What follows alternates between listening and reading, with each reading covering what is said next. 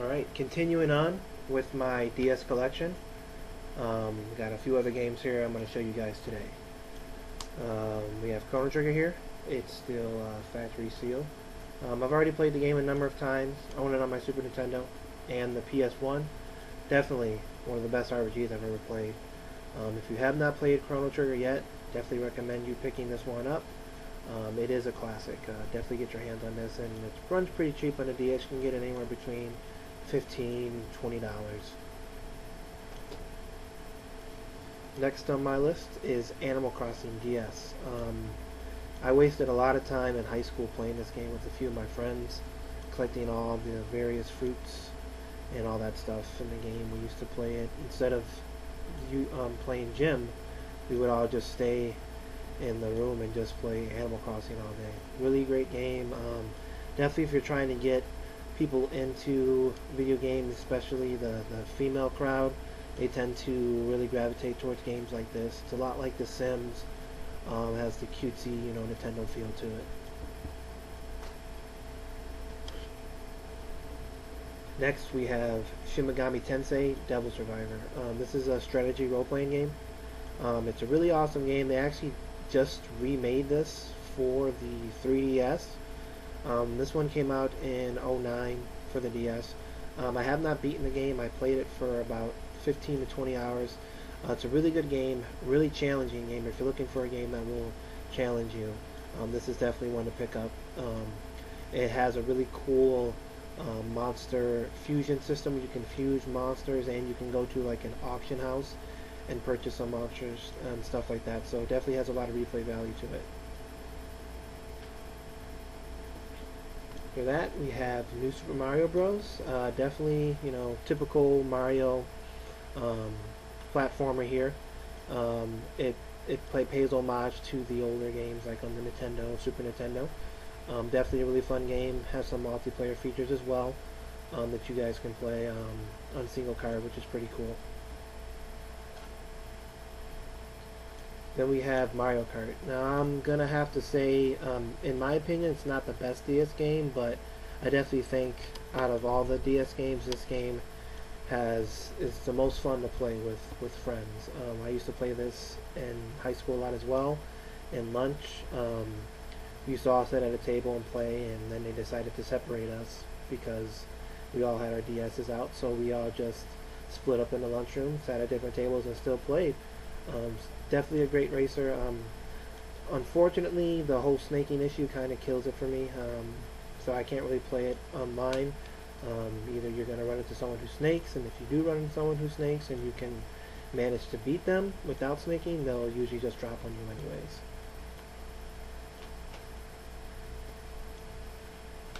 Alright, next game we got here is Henry Hatsworth. This is definitely one of my favorite platformers I've ever played.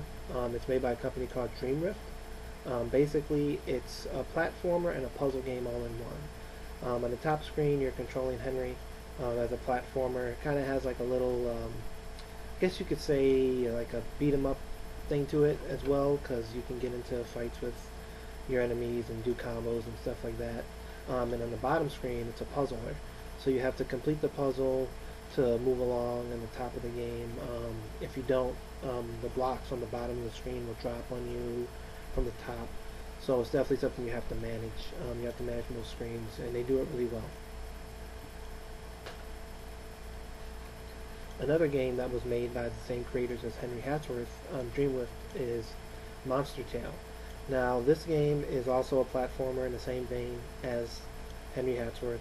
The twist with this version is that on the bottom screen, it's kind of like a simulator game where you're simulating taking care of a monster.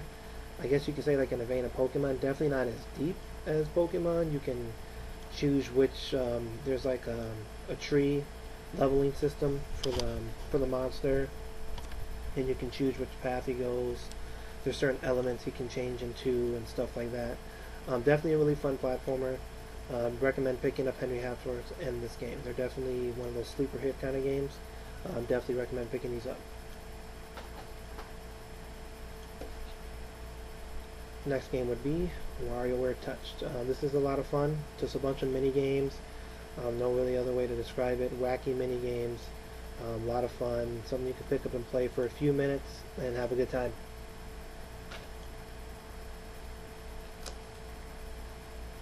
Next we have International Track and Field.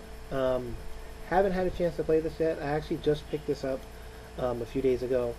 I found it at my local GameStop for about $5. It's a game I wanted to pick up at launch, but didn't have the funds at the time to do so.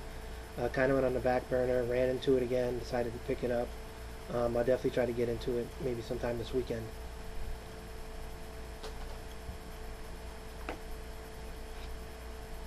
Next we have Zelda, Phantom Hourglass. I had a lot of fun with this game. It does have the Wind Waker animation to it and art style. I don't mind that. I know there are some Zelda fans that had a problem with that. It's not a big deal with me. The game is still good. It's still fundamentally a Zelda game.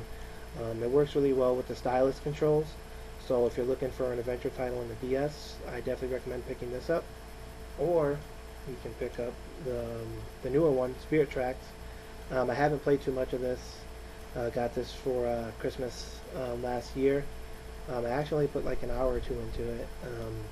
Been really busy with a lot of stuff lately. I do want to get back into it eventually and play it, because I did beat Phantom Hourglass and enjoyed that a lot. So one of these days I'm going to go back and play this and complete this one. So that we have Professor Layton and the Curious Village. Really awesome point and click adventure game with a lot of intricate and deep puzzles. If you're one of those kind of people who likes to think when they play their games, this is definitely one to go. The voice acting is really great. The art style is really great. I love it. It's made by Level 5, one of my favorite developers. Definitely a really good game if you're looking for like an adventure title with a really good story. And another Professor Layton game. This is the Diabolic Box. This one I did not complete. I got probably 10-12 hours into it.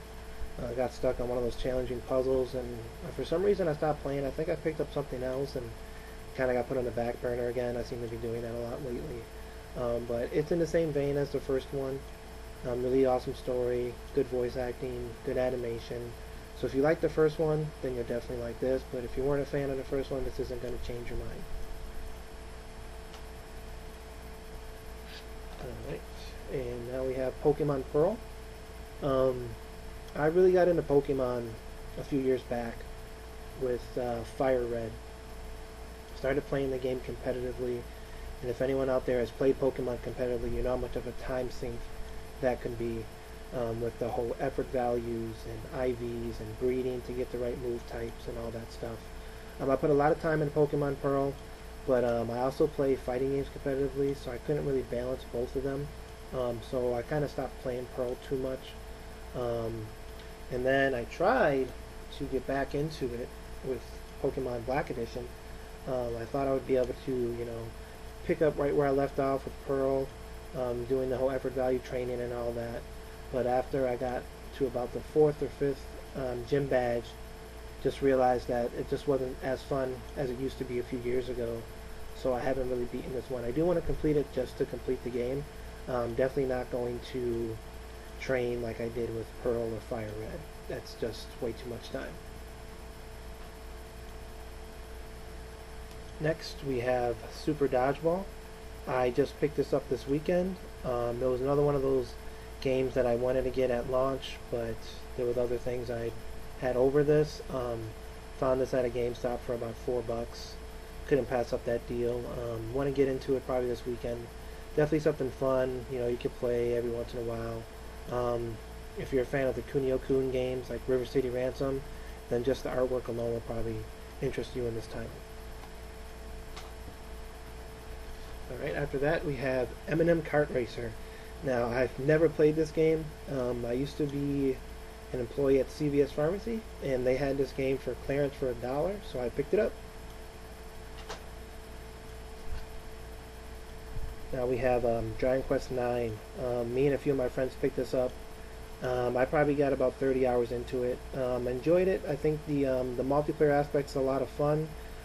Single player, not too enthralling. The story's not too great, so I kind of lost interest and haven't played it since. I do want to go back and beat this before Dragon Quest X comes out. I do have some time for that. It's not going to be coming out sometime in 2012. That's in Japan, so who knows when we're going to get it. But definitely do want to go back and beat this title. I am a fan of the Dragon Quest series. After that, we have Teenage Zombie. This is a game I picked up at Walmart. It was on clearance for about $5. I only played it for a few minutes. Can't say I enjoyed the controls too much, so I haven't really picked it up since then.